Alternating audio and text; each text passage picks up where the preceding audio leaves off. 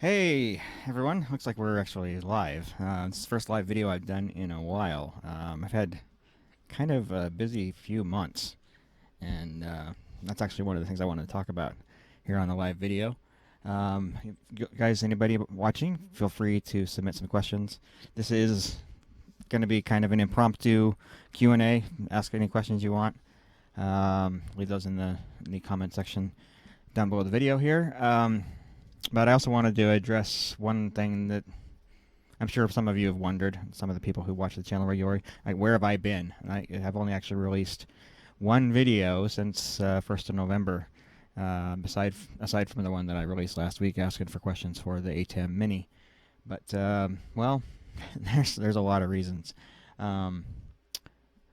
So before I yes, I am back. So before I take any questions, I just wanted to go over a few things. So many of you know that I actually have worked and continue to work as a software developer in addition to doing video stuff. And my professional experience in software goes way back, way back. So I've been doing professional software development for 35 years. And video was something that was kind of on the side in the past, and I've done it when I can, but at times I've had software projects that ate up a lot of my time. I kind of got out of the video game a little bit for a few years in the late 2000s into the early 2010s. And then after I was able to take a little bit of a step back from software, I was able to get back into video. Video is actually my first love at this point in my life, and software it's something that I do in order to earn a living, but it's not really where my passion is. My passion really is in video and audio and those types of multimedia technologies in general. So, but that said, video can be up and down and have busy seasons and have quiet seasons. And in addition to that, because I'm doing both software and video, I kind of have to find a balance between the two. Sometimes there's more software going on, and that's kind of where I've been for the last few months. Back at the end of July, I took on a software contract with a biotech company in Silicon Valley, and it was initially only going to be a 2-month contract. Well, we're now on month 7 of that, and no end in sight. I'm not putting a ton of hours into it, but between that and the other things that I'm doing, it does occupy a lot of my time. So I've got that. I've got a point-of-sale system that I've been building for a jewelry store. I've also got my Crew Access website, and then I've got a whole bunch of other side projects, just fun things, a few other paid things. I just finished up another contract yesterday. So I've got a lot of things going on, and the video stuff has been a little slower than I would like. And so my focus hasn't been so much on the video sort of thing for the last little while. But it's still my passion. It's still what I want to be doing. Over time, I would kind of like to transition out of software and make video more of my career. But to this point, I'm still kind of in that period where I'm sort of switching back and forth. Whatever jobs come my way, that's what I take. That's what I use to pay the bills. And software has been dominating my time for the last several months. The video world, say 2018 was very busy for me with the trailer. 2019 was a little slower. I think for 2019, I only had 8 gigs where we actually used the trailer. Somewhere in that, it's in that neighborhood. I haven't counted, but somewhere around 8. And in 2018, we had 40.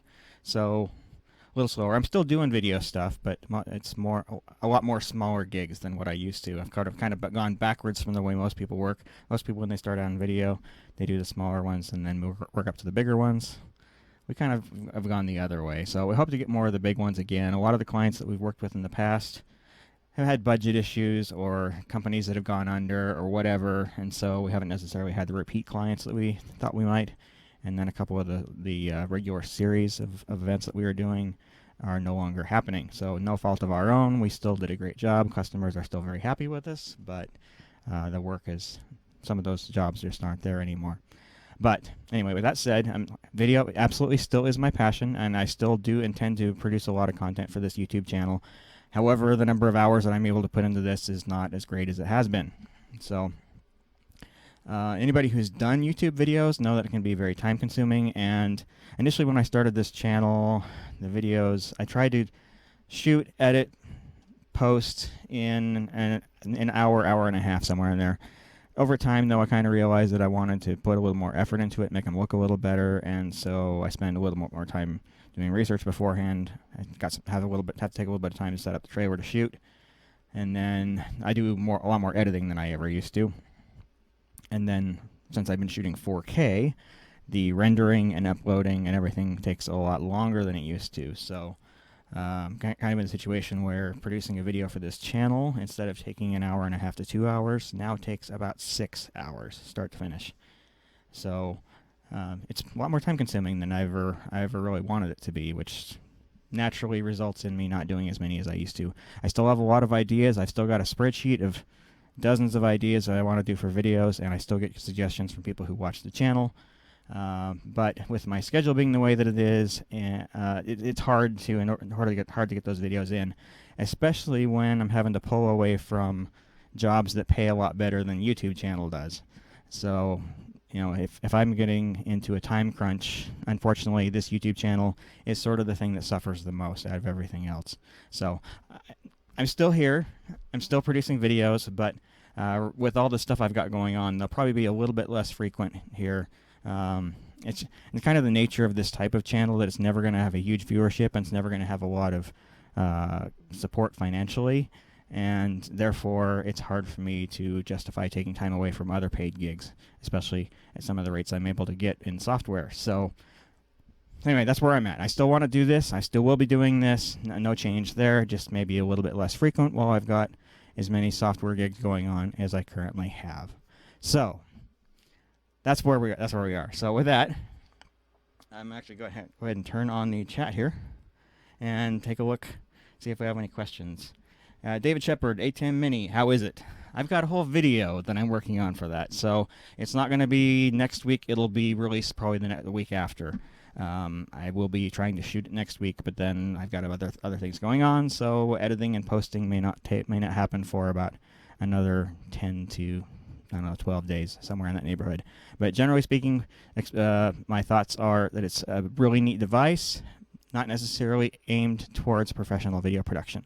So that's kind of the summary of what that review and the video answering your questions is going to be all about. So, all right, so Resolve NLE or Premiere Pro, what do you prefer?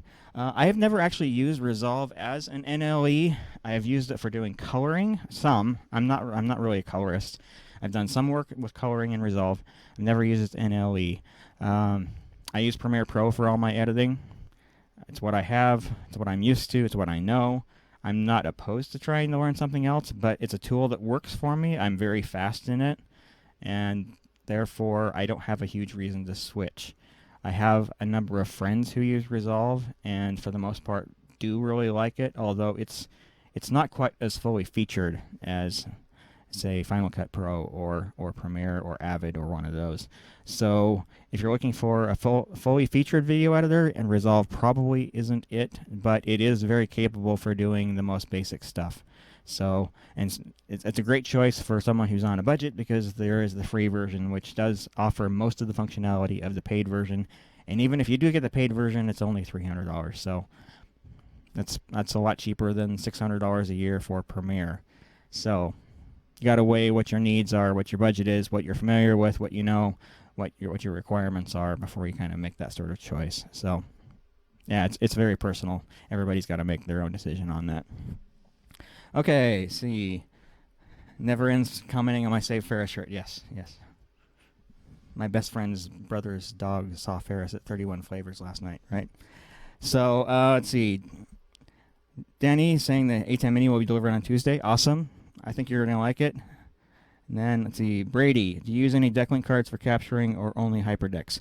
I use DeckLink cards for editing, mostly. I have one in my editing PC in my office, and then I have one here in the trailer on, well, the computer here that I call it my server, but it's actually used for other things.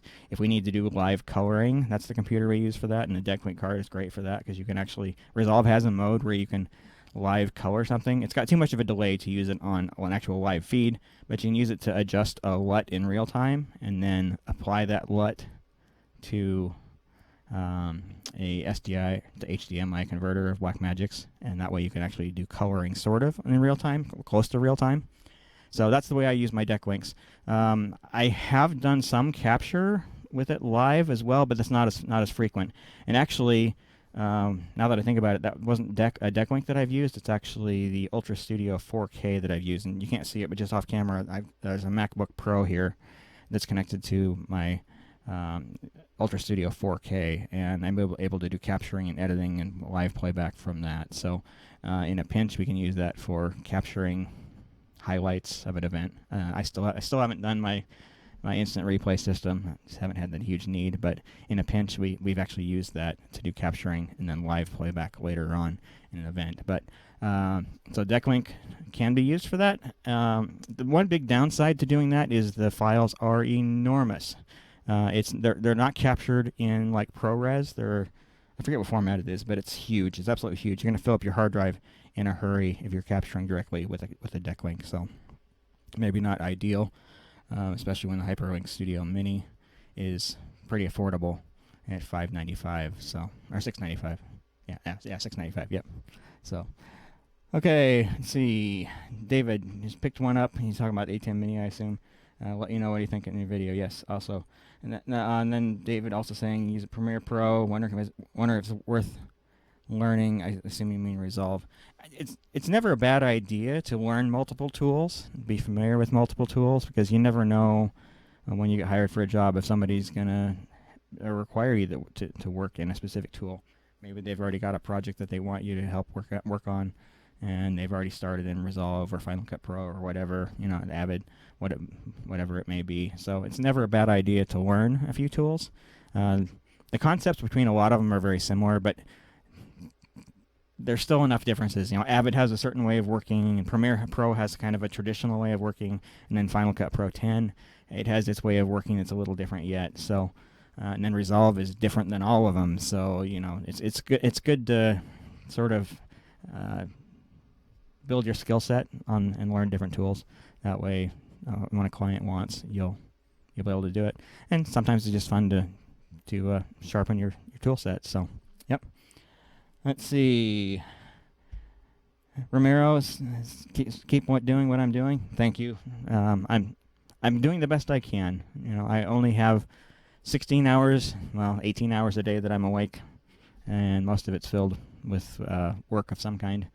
And some of it's video, and some of it actually comes out here on the YouTube channel.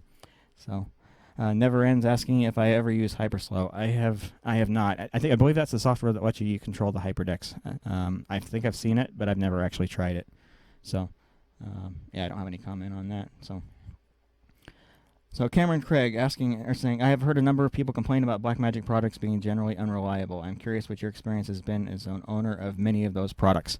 I get this question a lot, actually. So I would be lying if I said that I've never had any problem with any of the Blackmagic products. But at the same time, I'd also be lying if I said I never had problem with other manufacturers as well. In terms of the percentage of products that I've owned from different manufacturers, the percentage of Blackmagic products that I've owned that have had problems is actually lower than my Sony stuff. So of my, 10-ish Sony cameras that I've had, I think 4 of them have had to have professional service. So 40%, and my Blackmagic product failure rate is probably in the 4 to 5% rate. That said, I've never had any trouble getting Blackmagic to repair or replace something. They've always just taken care of me. I don't think I've ever had them come back to me and say, I'm sorry, the product's out of warranty. You're just going to have to replace it. They've always taken care of me, even when products are out of warranty. And that was before they were aware of my YouTube channel. I know that there are people there at Blackmagic that know who I am. They know about my channel. And I have gotten a little bit better treatment since they've known about me, but I'm talking about experiences that I had before the YouTube channel actually sort of took off a little bit. So I think their failure rate is probably very much in line with other products. The one thing you kind of have to watch out for more with Blackmagic than maybe some of the others is they don't necessarily have the greatest cooling, and they can get a little bit warm and overheat. So if you're experiencing problems with Blackmagic gear, make sure it's really well cooled. So make sure you've got fans in your racks. Make sure that you don't have devices stacked too close to one another. So you don't want to have a whole stack of their MIDI converters because they can overheat. They do generate a lot of heat, and they don't have active cooling. Those don't have active cooling, and some of the products that do have active cooling maybe don't have sufficient cooling given a warm environment. So that's where a lot of the quote-unquote failures that I've had with Blackmagic have come from, just equipment that's gotten too hot and starts to malfunction because of that. But in terms of their overall failure rate, in my case, it's been very much in line with industry standards. It hasn't been really any worse. So there you go. Okay, so Brady asking if I route all my computer desktop feeds through one of my 40x40 video hubs. In the trailer, not all, but overwhelming majority. So you see screens behind me, the screen over here that I'm using to watch the chat. Those are all going through the video hub. All the monitors back here, if I'm over displaying a computer signal on those, I have 1, 2, 3, 4 monitors in the trailer that are connected directly to computers, which don't go through one of my video hubs. It's really awesome having the capability of routing things around. In terms of latency, the video hub doesn't add any. So any latency that's added, that's going to be maybe because of a conversion from, say, HDMI to SDI, or vice versa, or something that's inherent in the monitor. So I have not witnessed any additional delay doing that compared to direct connection, with one exception, and that is 4K. Most of the stuff I'm doing here is 4K. Like this monitor is 4K. The ones behind me, those are running in 4K. Because the 4K equipment I have is only does 30 frames per second. It feels a little slower than the 60 frames per second that we're used to, but it's not latency that's causing that. It's just a lower refresh rate. So the video hubs don't add any additional delay. They just pass the signal straight through, with the exception of the clean switch, which does delay the signal so that all of the outputs are in sync. So it has internal frame syncs on all the inputs. The regular smart video hubs don't have that. They just pass the signal straight through, no additional delay whatsoever. Okay, so Danny is saying he's going to repurpose his old GH3 and GH4 cameras via an ATEM Mini to add extra inputs to a television studio 4K Pro. That's a great thing to do with that, especially because it can be a little bit difficult to get the right video formats, the compatible video formats out of those devices. So using the ATEM Mini with its built-in frame scaler frame sync is able to make that go a little bit easier, a little bit smoother. All right, so Satinder, how did you come up with an ATEM Mini multi-view solution? I'll cover this more in my ATEM Mini video, but no, and I haven't tried. And there's reason for that. I personally have other solutions that work better when in a situation where I need a multi-view.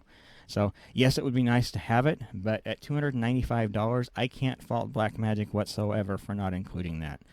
If somebody needs a multi-view, we've got the Television Studio HD at $1,000, which does have that. Not only that, if budget is a real concern, I've seen the older Television Studio product, which does the same 1080p resolution. I've seen those on eBay for a couple $100. So if somebody needs the multi-view, there are other alternatives that are out there. The ATEM Mini is cool for what it is, but I don't think it is meant as a general-purpose switcher for professional work. So yes, I have not even attempted to find a multi-view solution for the ATEM Mini as a result. So yeah. All right. David is saying, yes, I'm right about the cooling. So yes, the Blackmagic stuff is more sensitive to heat than some of the other equipment that I've actually used. And I'm sure that they could do a better job of cooling their products. But at the same time, if you guys have ever been in a computer server room, they're insanely loud, and it's because of the fans that are in that equipment. And video equipment is more or less the same thing.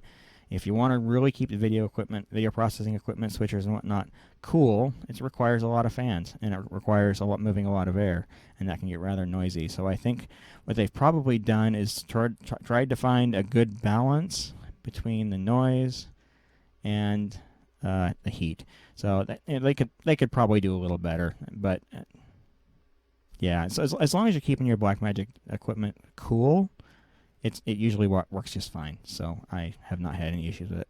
I mean, I've had this trailer now for 2.5 years. I've been using Blackmagic switchers for 4 years. Is that right? No, 5 years. I've been using Blackmagic switchers for 5 years. And they've never given me those have never given me a lick of trouble.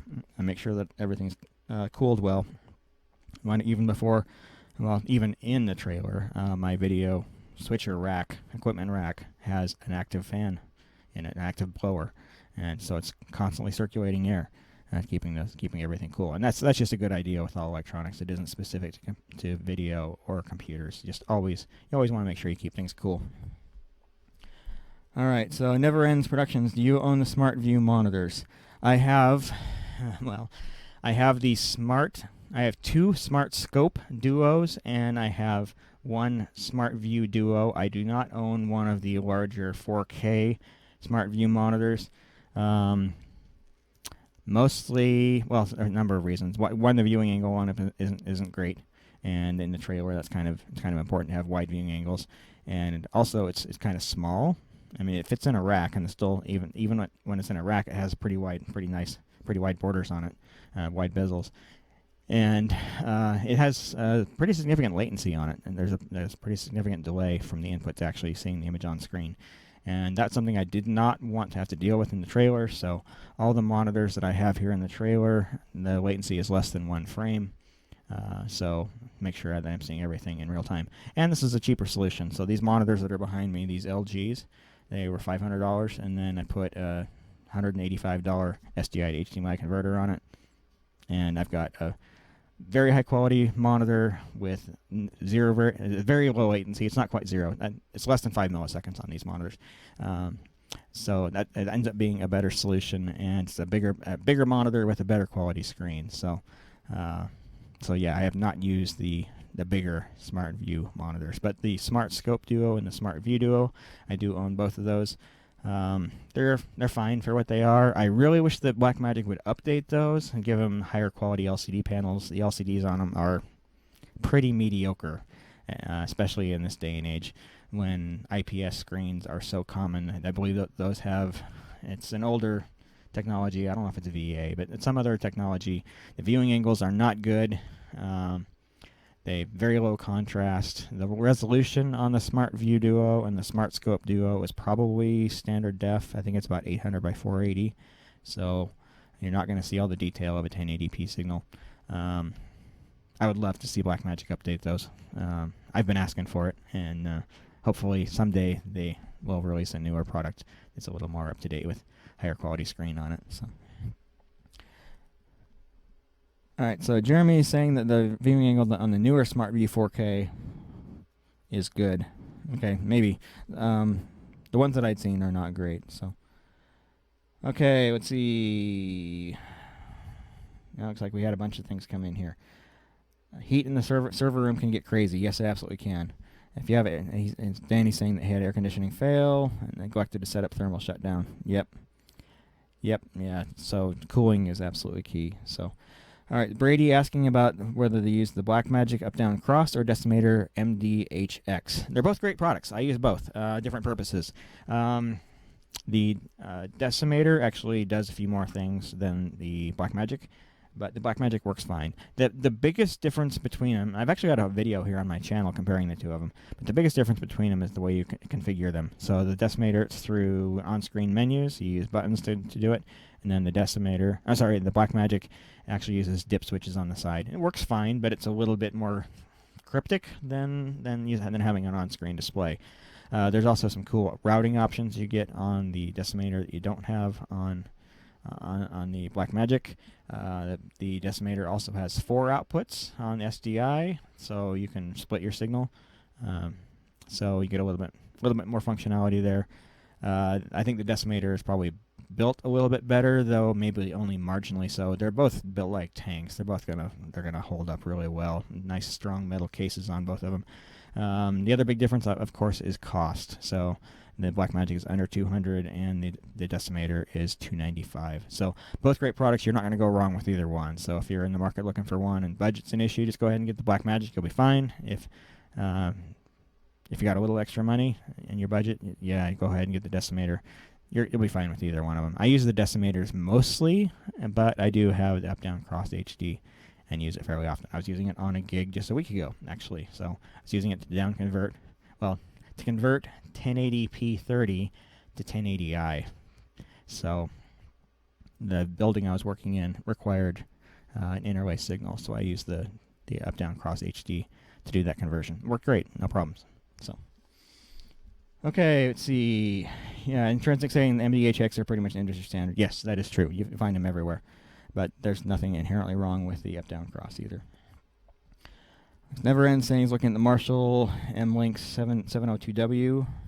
I'm not familiar with that one in particular. So Ricky asking if I'm using the C-Tech monitors. Not me personally. My friend Paul, who is very much a part of DJP, works as a camera operator quite a bit. He bought one for use with his jib.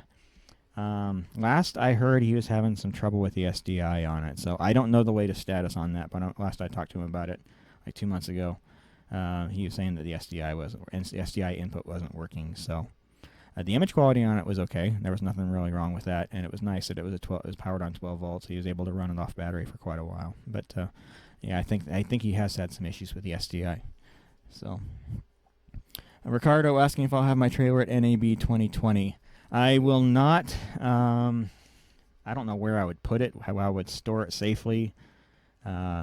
Driving it down there is it's not necessarily. If it's not for a paid gig, I can't justify doing that. My vehicle only gets about 7 to 8 miles per gallon when I'm towing the trailer. And even though Las Vegas is only 375 miles from here, that would cost an absolute fortune. So, yeah, I don't know where to put it. I wouldn't know how to power it while I was there. I wouldn't know how to keep it safe. So I don't have any plans to take it to NAB. That said, if somebody really wants to see it and they want to come to Utah, I would meet up with somebody somewhere and give you a tour. So I'm open to that. I don't hide it from the world, but I also don't flaunt it either. So, yeah. All right, see. Jeremy saying the up-down converter is great for the price. It gets quite hot, even for Blackmagic products. I have noticed it get pretty warm, but again, just make sure that it's got some ventilation, and it should be fine. Okay, David asking about wireless HDMI, great cheap options. Well, you can have great or you can have cheap. You can't have both. And when I say cheap, I mean like under $1,000. There are some options that are just over $1,000 that are decent. I've reviewed the Cinegears 200M, Ghost Eye 200M here on the channel. That has worked pretty well for me. It's normally something you can pick up for around $1,400, I think. I haven't looked at the latest price in a while. That one's worked fairly well for me. I've used the Teradek Bolt on some events. That's worked fine too. That's a little more expensive. But if you want something that's actually cheap, you're not going to find a whole lot of stuff that I would consider reliable enough to use. Like the products that are meant for home use, don't even bother trying to use those in a professional environment. Those are really meant for very short distances where you don't have objects that are moving around, interfering with the signal. They just aren't going to work well for you. So, if wireless is something that you want, it's something you really need to invest in. The cheaper products just aren't worth having, and you're better off converting to SDI and running a cable instead. But I've been pretty happy with the Cinegear stuff. Other people I've talked to that have used it have really liked it as well. The Teradek Bolt works well. There are some other systems.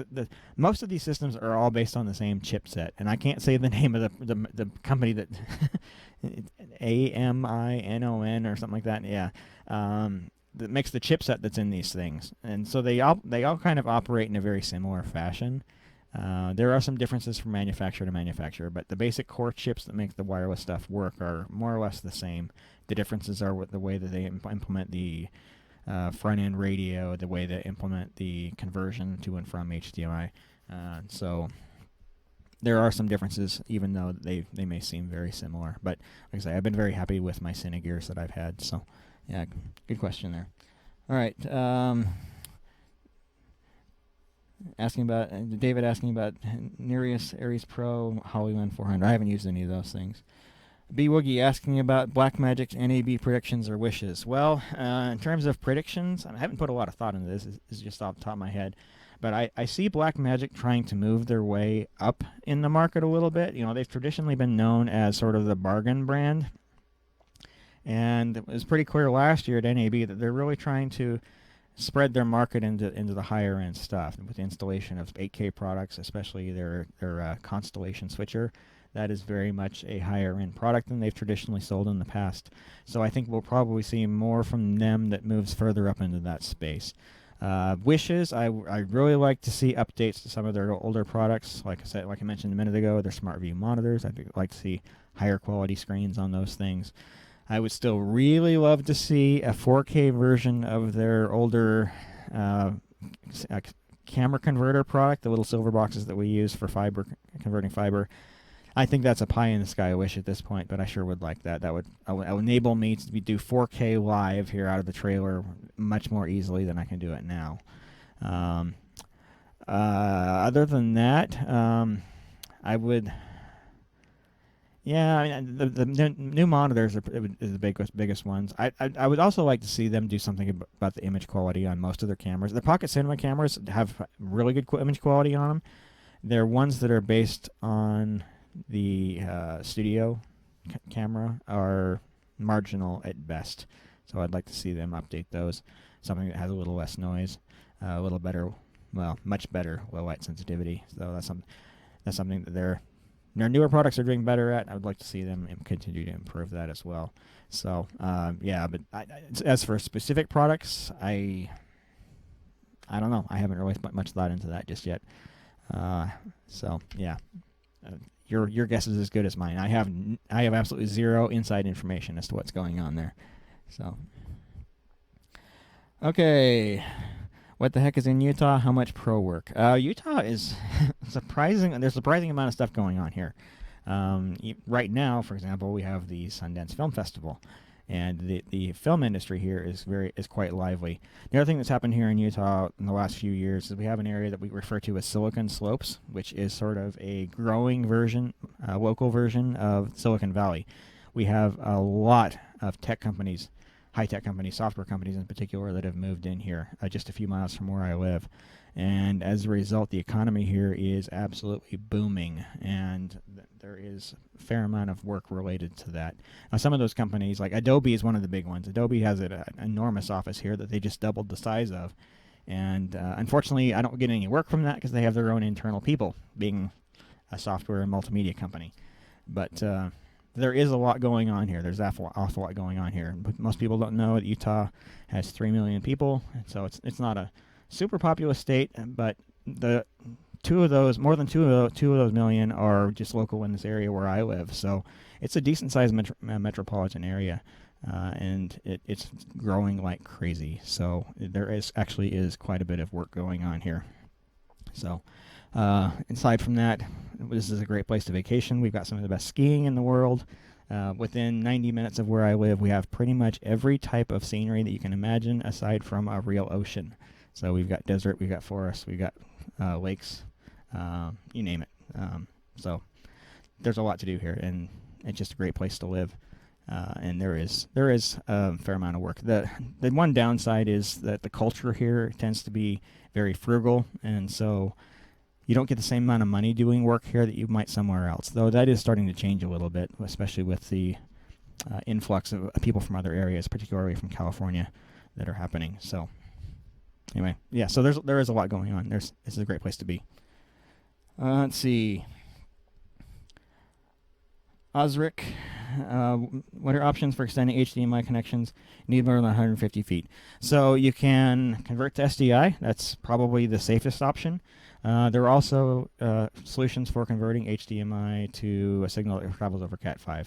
It's not IP. There are some devices that do that, but it's basically taking an HDMI signal and just reformatting it in a way that it can go over a Cat5 cable. So those work pretty well. I've used those a few times. I don't personally own any, but I have used those a number of times. They've worked fairly well. My suggestion would be just go SDI. SDI is meant for that, and it's a professional, robust type of signal.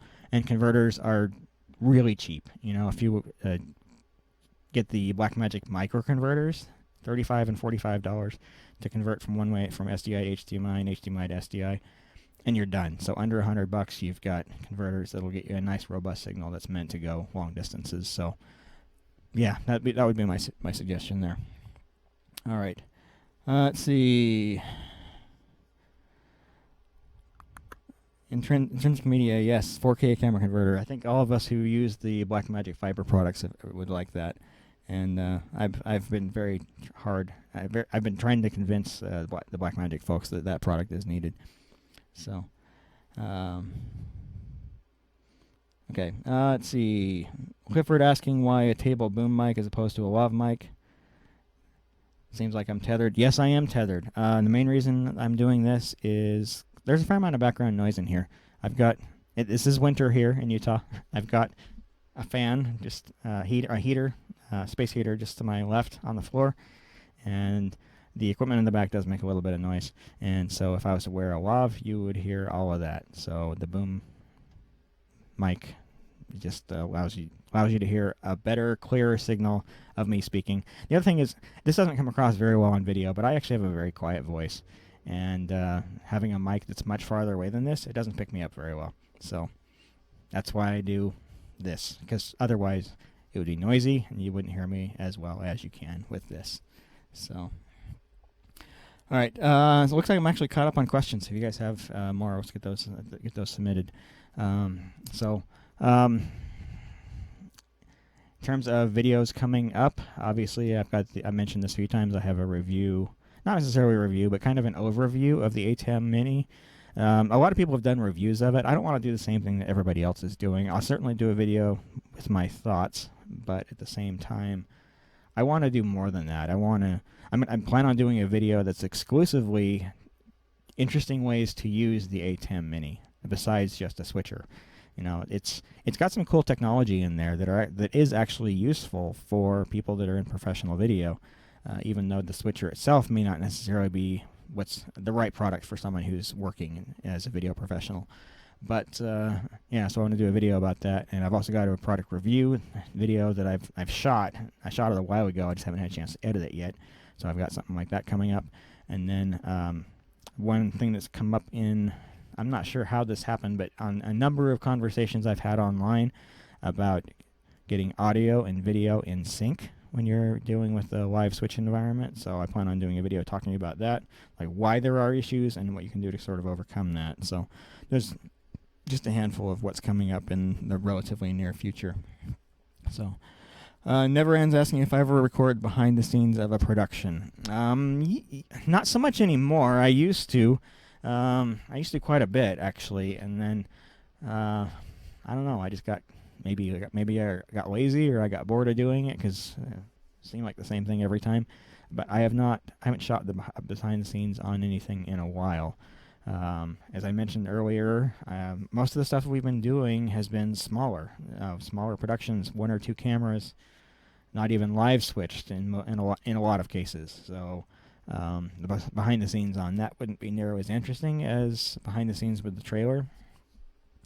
However, at the same time, most of the stuff I've done with the trailer, at least for the last year and year plus, has been very hectic. Get in, shoot, get out.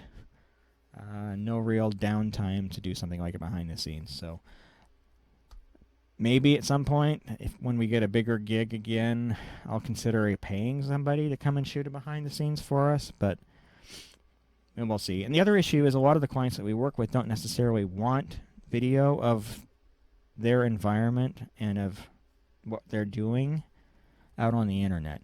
So a lot of the companies that we work with are very sensitive about that. So even though we've published a number of videos from or for our clients on my website, the overwhelming majority, probably 90% of the stuff that we do is they prefer to keep it quiet and keep it out of the public eye.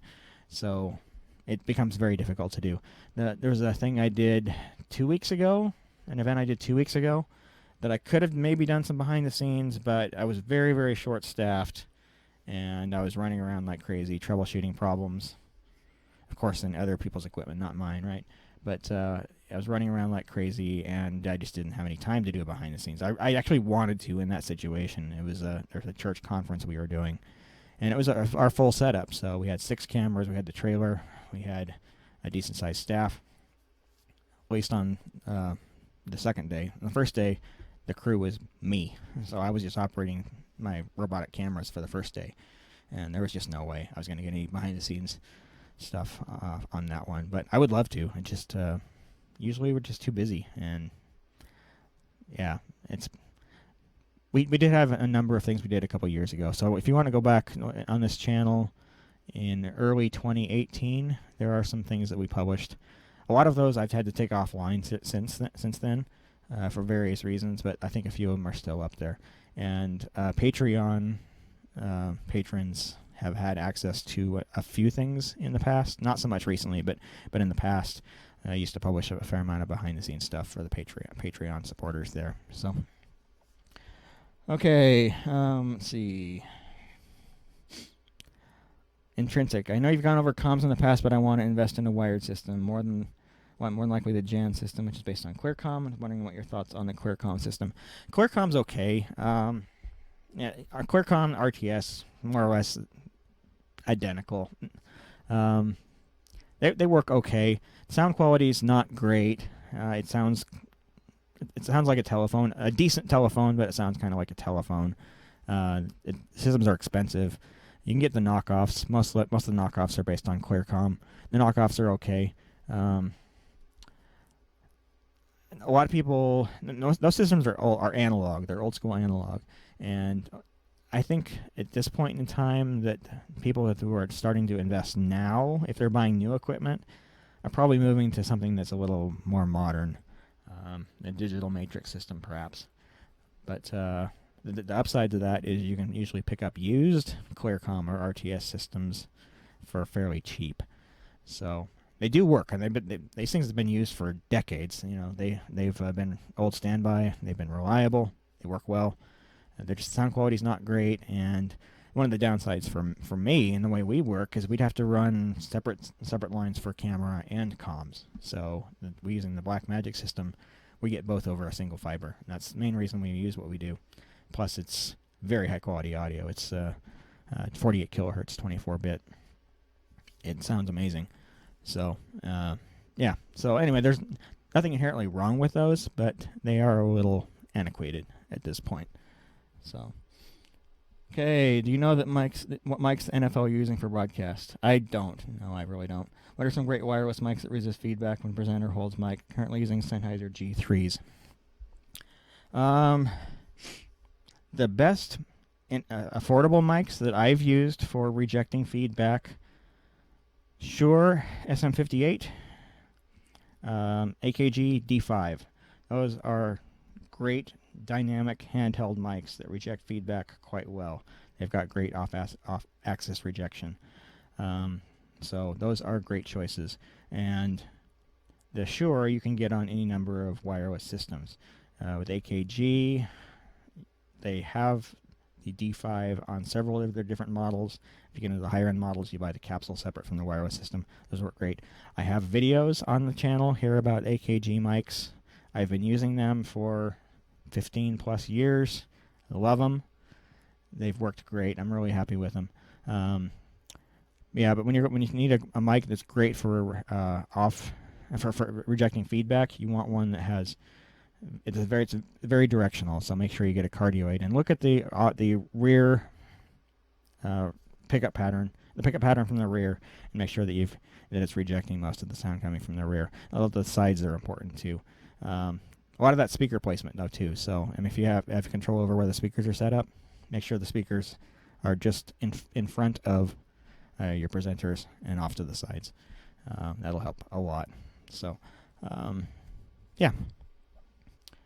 Let's see. Cameron F. I asked him if I have ever finished my replay software. I have not. I tend to do stuff on demand when needed, and I haven't had an event where I've needed that yet, so it's not finished. I have started it, but it's certainly not finished, and it's certainly not usable at this point. So, all right. Clifford Mason asking, interesting ways to use a video hub. Multiple monitors showing the same image, different images spread out, a wide shot.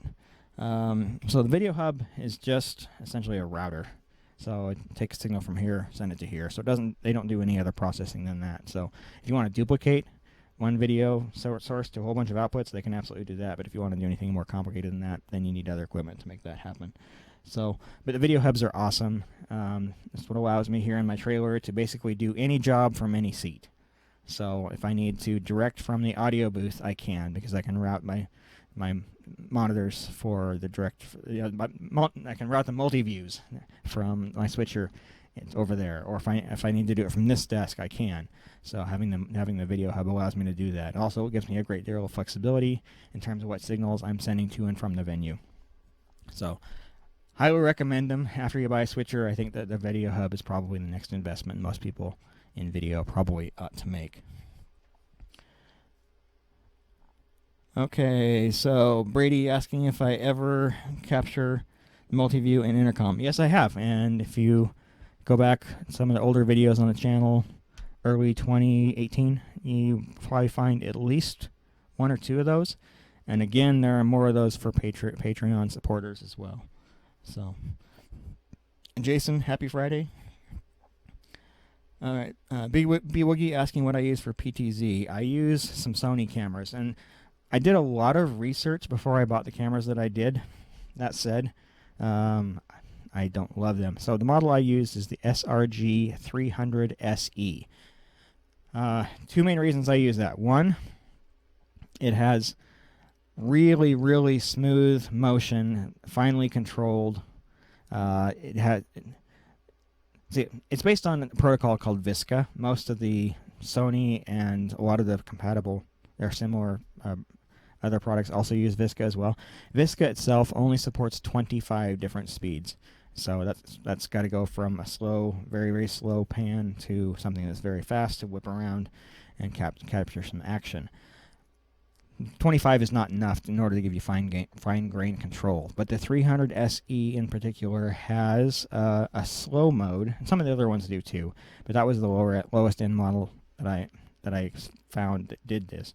But it has a slow mode, which takes those speeds down to as low as 0.1 degrees per second, which is really cool because even when you're zoomed in all the way, 0.1 degrees per second still gives you a pretty slow motion. I actually use those cameras for motion shots a lot because they're smooth, they're steady, they give a much more controlled motion than most of the camera operators that I use. So the other reason I got that one is it has 30 times optical zoom, so it doesn't even go into digital zoom until you get past 30 times. And its major problem is it doesn't do well in low light. So basically anything indoors, the picture gets a little bit washed out and can get a little bit grainy, a little bit noisy. Outdoors, it looks fantastic. But those are the two main reasons I got those. I got that particular model, and I have two of those.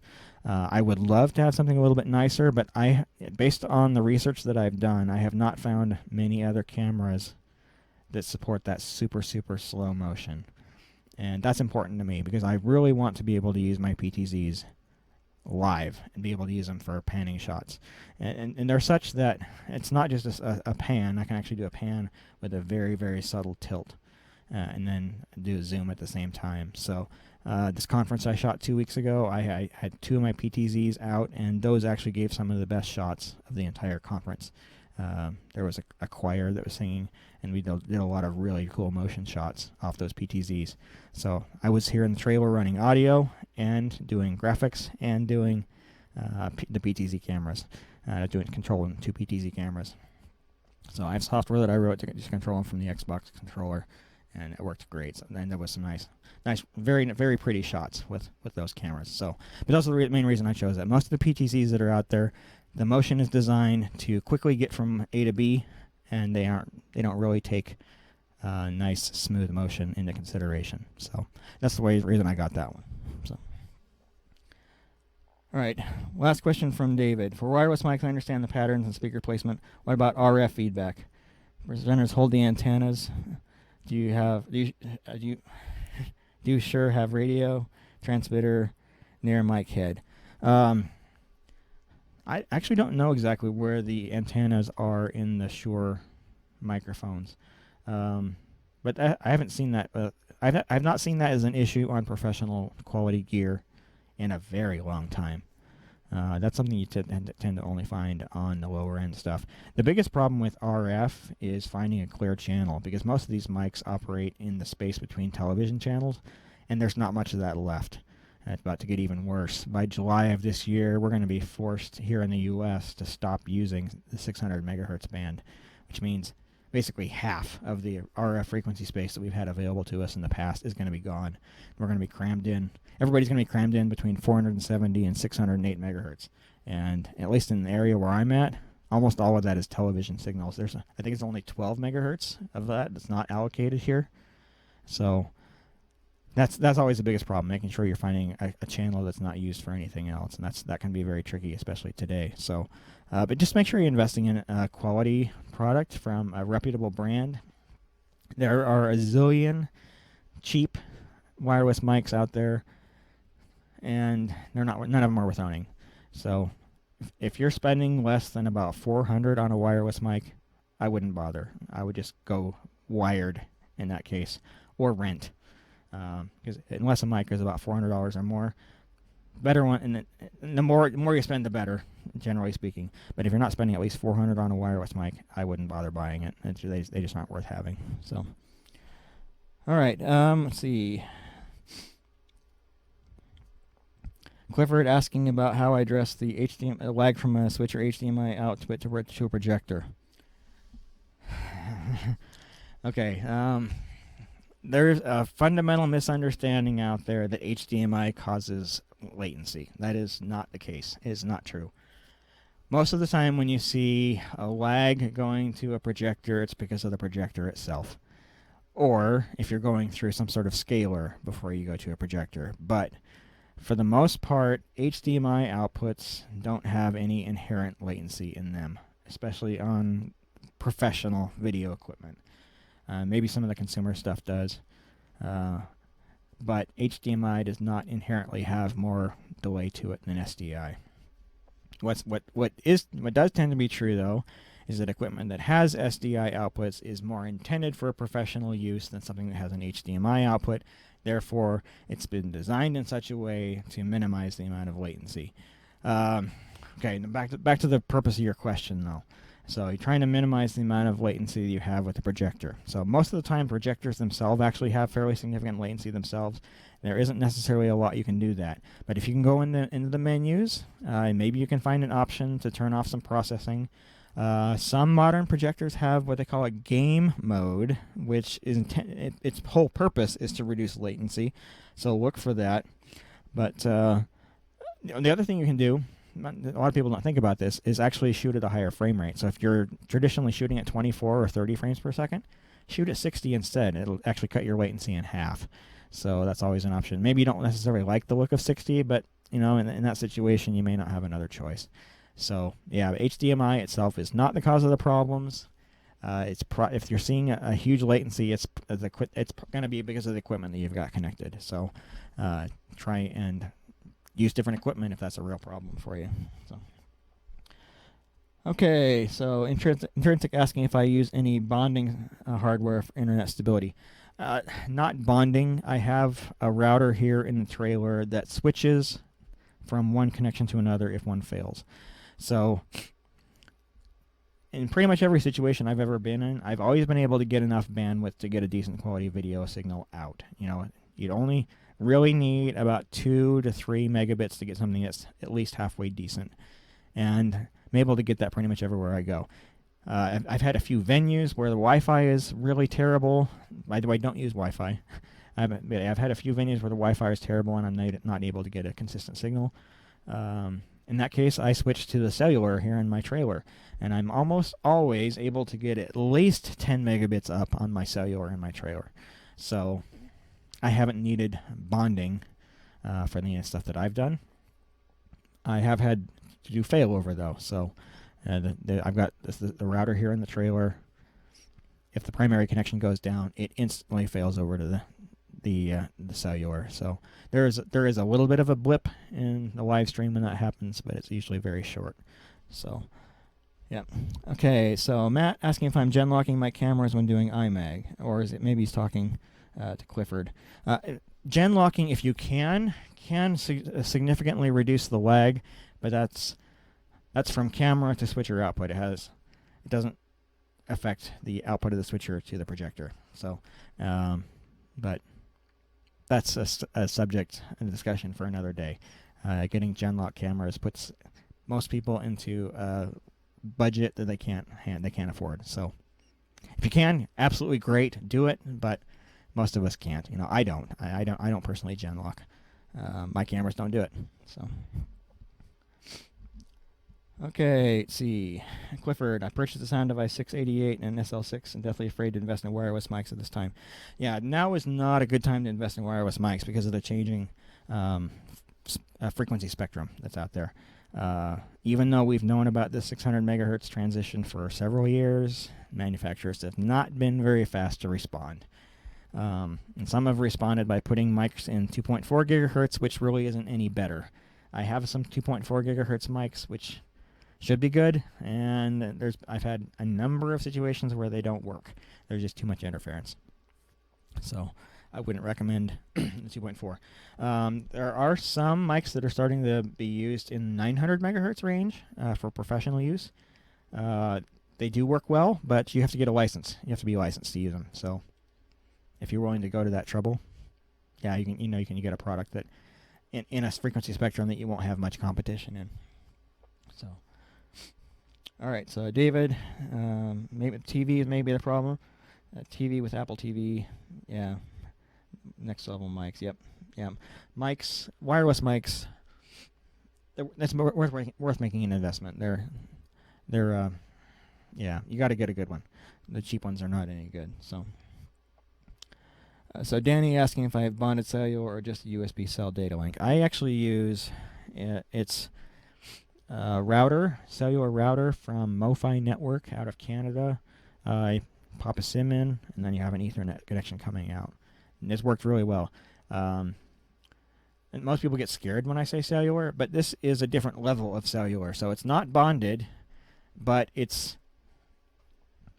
the radio itself is the highest grade of XLTE, and I have dedicated antennas, a pair of dedicated antennas on the roof of the trailer. So I'm able to get nice, strong, solid signals in a lot of areas where cell phones don't work very well.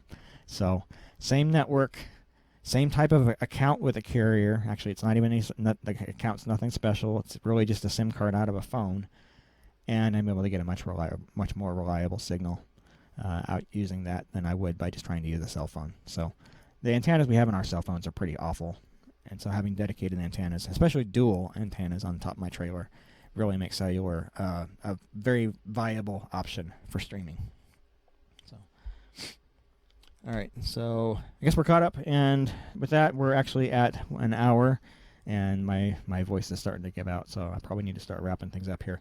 I'll give time for another couple of questions, but I mentioned earlier that one of the projects I'm working on is Crew Access website. I'm adding new stuff to it all the time, so those not familiar with it, this is a website that I've created. I originally wrote it for me. I never intended to turn it into a commercial product, but I needed a way to manage my crew, manage my equipment, manage my finances, manage my communication with my customers, and so I created this website. Like I say, initially just for me, but then I started seeing interest from other people, and so I've actually made that a commercial product.